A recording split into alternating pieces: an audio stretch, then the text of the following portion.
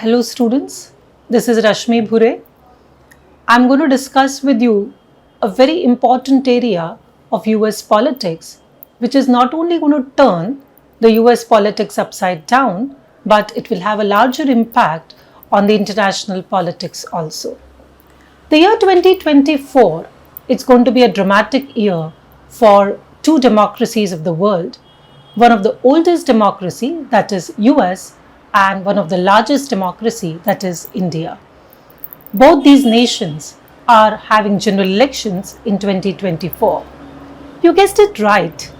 I'm going to talk basically today about the US presidential elections 2024. Well, some of you would wonder that why in the month of March I'm talking about US elections because it's a far way to go, 5th November 2024. But well, the process of US elections has already started because US elections are one of the longest elections probably in the world. Almost 9 to 10 months, the whole process goes long, and that too in various stages. If we look at the stage 1 of the US elections, which we call popularly as the stage of caucus and primary elections, now the Iowa caucus election, which was the first elections in the season, it kick-started on 15th January 2024. So the election season for US began in January and would go up to probably January 2025. One needs to understand that from January to June, all the 50 states of US are going to have either primary elections or caucus elections. Few states like Wyoming, North Dakota and others would have caucuses, whereas majority of the states would have the primary elections. What's the difference between primary elections and the caucus elections? Now, caucus elections, you can say, are closed meetings organized by the parties, and here the loyal party members, they basically come in a public place, maybe to a university or a town hall, and they raise their hands and vote for the nominees of their party, probable nominees of their party. Whereas the primary elections are conducted by the state, and here the citizens go to the polling booth to vote for the nominees. So this is the basic difference. Now, most of the states, they basically go for primaries looking at the big population of their states. Traditionally, the US elections always begins with the Iowa caucus, and this time also the Republican Party, they kick-started their elections with Iowa. Iowa is considered to be a test, like how we say in the cricket, the opening ball is very important for the cricketer, how he is going to bat it. So many times people say that what is the result of Iowa will decide which person will go for next 8 to 9 months to reach the White House race. But this year there was a bit of difference. The Democratic Party did not have their elections in the state of Iowa. The second, when we talk about the primary, the first primary always to go has been New Hampshire, and this has been backed up by the US law also. The Republicans, they had their elections in New Hampshire, where Donald Trump, he won almost 54.3%, whereas the Indian American Nikki Haley, she won 43.2% of vote. So Donald Trump wins in New Hampshire. But when we look at the Democrats, we realize that they did not have their elections either in New Hampshire or in Iowa, but they shifted their states and they had their elections in South Carolina and Nevada. Now the question is, why did the Democrats shift their policy and select these two states? Now, Democrats selected these two states mainly because if we look at Iowa and New Hampshire, they are predominantly dominated by the white population. Whereas South Carolina and Nevada, they have a very different demography. And it was a Democratic Party which wanted to make an appeal to this different races which are dominating today in South Carolina as well as Nevada. So we see the Democrats shifting from the great old tradition of US this time. Joe Biden, who has been the sitting president, you can say, has been considered already as a nominee by the Democratic Party, and that is why this time the Democratic Party started with write-in ballots instead of people actually going and voting. The next step when we talk about the primaries or the caucuses, the next step or the main step here is the Super Tuesday. What is Super Tuesday? The Super Tuesday this time was in the month of March, the first week of March, and Super Tuesday is where on a single Tuesday, 15 states of US, they go for election. So it's in one go, 15 states, you are going to see the outcome and the result. Right from Alabama to Utah, different states went, and the two big states like Texas and California, they also went for elections on Super Tuesday. So it is said that the Super Tuesday, actually after that, the picture is more or less clear that who is going to be the party nominee of either Democrats or the Republicans. So now the question that people in America or in the world are asking is it going to be a very close battle between President Joe Biden and the former President Donald Trump? Are these going to be, having a very tough match till November? Of course, the time will tell us how the things are going to turn further. Now we move on to stage 2. As I said, the primaries and the caucuses, they begin in January and go up to June. So what happens after June to August? Because August, there is the second stage, that is both the parties, they officially declare their nominees in their party conventions. So from June to August, actually these two parties are searching for the vice presidential candidate. The vice president is a running mate of the presidential nominee, and they both together run the election as a teammate. This time also, once again, there is a change here when we talk about the convention. The change is now here made by the Republican Party. The Republican Party is going to have their convention in the last week of July, whereas the Democrats is going to have the convention in August. Interestingly, the Republican Party is going to have their convention at Milwaukee, Wisconsin. We'll talk little later the importance of this place for the Republicans. Once the party conventions happen, what happens in the party convention? Of course, in the last election, that is the 2020 elections, due to the COVID pandemic, they had the online conventions. But this time, once again, the US is going to celebrate these conventions, because these conventions are big celebration for both the parties, where whole lot of party loyals, party members, they assemble for these conventions. The former presidents, they give speeches. It's like celebration for the parties, showing their strength basically. Once the conventions are done, then you can say the heat of the campaign begins. The fierce campaign starts from August to almost November. And here, the major, you can say, step is of the presidential debates. Since the American election process is very long, many people in America cannot keep a track as to what's happening every month or every week or every day. So these are such people who are undecided people, or who are not taking keen interest in politics, but such people do watch the presidential debates which are widely shown on the television. Because from these presidential debates, they come to know exactly what's happening, what issues are taken by both the parties, what the candidates are speaking about these issues. So you can say that the presidential debates are basically giving a nutshell idea to all the people of America, and some of them at least decide after these debates whom to vote in the November elections. This time there are going to be 3 presidential debates, one in Texas, second in Virginia, and third in Utah.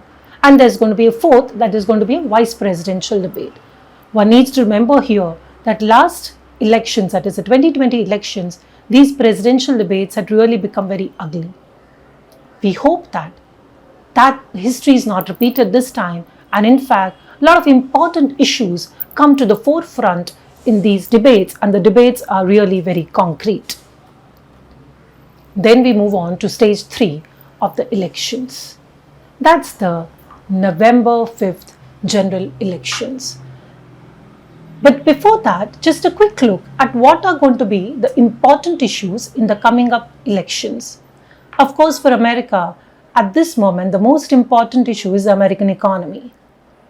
Of course, Joe Biden and his team is going to vociferously in the campaign say that how they have post-COVID really tackled the American economy and how they have worked day in and day out and they've brought the economy to tracks. They will also say that how they've reduced the inflation. Precisely the same points the Republicans are going to attack them. Republicans are going to say that how the cost of living is really increased a lot. And in fact, the six swing states, they are already complaining that the cost of living is so high that they are facing, misery. Further, the Republican Party is also going to promise people that if they come in power, they are going to cut tax. So economy is going to be a big issue in the elections. The second important issue, probably which will also come in the presidential debates, is that the Democrats are going to say that if Trump comes to power, it's going to be a threat to democracy. Because what happened after the post-2020 elections, that the Republicans refused to accept the decision and the riots that took place in the US. So that was a black spot on the democracy. And so vote for us so that we save the American democracy. This is going to be the stand taken by the Democratic Party. The third important issue, and specifically for the women voters, is going to be abortion. Specifically, after the US Supreme Court, it has struck down the Roe versus Wade case and it has withdrawn the constitutional protection to abortion. So not only the women voters, but the Democrats also are going to make this issue a very important issue in the elections. Of course, the fourth important area is going to be the foreign policy. And here again, especially Joe Biden is going to have a tough time while dealing with the Israel-Gaza conflict issue. Because please remember, the young Democrats, the young Democrat voters, they are against Joe Biden's administration's policy of protecting Israel. The pro-Israeli policy of the Biden government is something which doesn't go well with the young Democratic voters, because they are talking about the rights of the Palestinians, the hundreds and thousands of people who are dying there. Similarly, the other areas that will come up probably in the presidential elections is the Russia-Ukraine war and of course differing perception about China of both the Republicans and Democrats. Because the Democrats, and specifically Joe Biden, has repeatedly said that he is going to de-risk China. Now, what is de-risking China? That means the Biden administration doesn't want to depend much on China, but they do not want to have a total anti-approach to China, whereas the Republicans see China as a threat and are ready to be anti with China. So these are some of the issues which will definitely come up in big way in next few months. Then of course coming to stage 4, that is the general elections. The general elections, the day, the month and the year is fixed in America, or you can say part of it is a tradition. Every 4 years there are presidential elections, which is of course constitutionally accepted. But what is important or interesting to know here is every 4 years, the elections are always held in the month of November, and the elections are always held on the Tuesday after the first Monday. So what's the story behind it? Why November always? That's because when all these things was decided, that was a time when America was still an agrarian nation. I'm talking about the early years of America. And that was a time when the American farmers, their farming work would get over almost by September end, and the harsh winter which sets in December. So between that, November is more of a relaxed period. And so then the Americans chose November as the month to hold elections. Now what's the story of Tuesday? Now this again, one has to go back to the American history, specifically the horse and buggy days. Now in the time of the horse and buggy days, the polling stations would be very far off, and people had to either travel on horse or on buggy, and many times the travel would be overnight travel or 2 days travel also. Naturally, for the Christians, Sunday Mass is a very important thing. So after the Sunday Mass was over, people would start to go to the polling station, and so the safe bet was Tuesday. And that's how the Americans have actually continued with this tradition even today in the 21st century. So the eligible citizens of US, they cast votes for the candidate of their choice for the president's post. Popular vote winner in each state helps determine the electors who will cast the official vote in the Electoral College. Now, the Electoral College is a very interesting phenomena of the US elections. But before we talk about that, I would like to draw your attention to another very important factor in the US elections, and that is the swing states. The swing states are basically the battleground states who will be deciding factor for the Electoral College arithmetic of winning the 270 votes out of the 538 votes. This election, there are going to be 6 swing states: Arizona, Georgia, Michigan, Nevada, Pennsylvania, and Wisconsin. To just give you an example of Wisconsin, Wisconsin is going to play a very major role because in 2016, Trump won from Wisconsin. The same state turned in 2002 towards Joe Biden. Now, traditionally, Wisconsin has been always voting for the Republican Party. But of late, the demography of the Wisconsin state has changed, and that is why this new demographic population here, it turned towards Democratic Party in 2020. Precisely, if you remember, I mentioned earlier that this time the Republican Party is going to have in July their party convention in Milwaukee, Wisconsin. The reason for this is probably that Trump and his team wants to get back the votes of Wisconsin because they know it's a swing state. So the whole idea to woo the population of Wisconsin is going to happen in the month of August. So all these states, we are going to see fierce competition or fierce campaigning here, and each of the candidate will try to grab more and more votes from these states. Electoral College is a very important phenomena or provision when we talk about the US elections. Now, when we talk about the Electoral College, again there are two concepts here. One is something called as a popular vote, and one is something called as an Electoral College vote. Now, in the US elections, it's happened many times that a candidate, he has won the popular vote, but he has not got the Electoral College vote. And that means he doesn't become the president. Last, this happened in 2016 when Donald Trump, he won the Electoral College vote, whereas Hillary Clinton, she won the popular vote. And that's how we saw that Hillary lost and Trump won the elections. This has happened, and of course this is not a new phenomena. As back as 1888 or even earlier to that, such occasions have come up where there was very close fight, and due to this close fight, one particular candidate wins the popular vote and another wins the Electoral College vote. Now, why do the Americans have the Electoral College provision? And this is because when the American Constitution was being framed, there was multiple voices that were coming up that how the election should be held. Some of the constitutional framers, they said that we should have congressional selection, whereas some said that, we should have direct popular election. And there was a great compromise made at this point of time, and where they decided that they will form an electoral college which is basically combining both the features of congressional selection as well as direct popular elections. So that's why the Electoral College is a very unique feature of American elections. How do we arrive at these figures of the Electoral College? It's very simple. Just to give you one example here, if we take the state of Florida. Now Florida has 28 House members.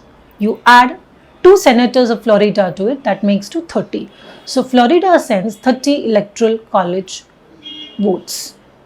The magic figure that the presidential nominee needs to gain is 270. That means a person to get inside the White House needs 270 votes out of the 538 total Electoral College votes. But as I said, whenever there has been very close or tough competitions between both the candidates, sometimes the party lines are crossed and the candidate votes to the opponent party candidate, and that is where today many of the American scholars or even people are demanding to bring a reform in the US elections, and they say that we should do away with the Electoral College, and maybe like some of the other big democracies of the world, we should have direct elections for the president's post.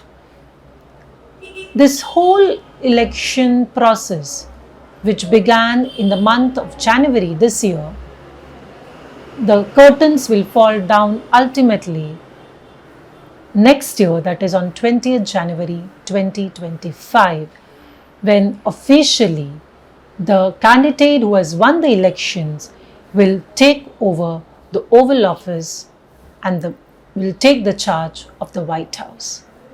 We can say a new drama will begin from here for next 4 years, and the world and the US is watching how this new drama is going to take the shape. Thank you.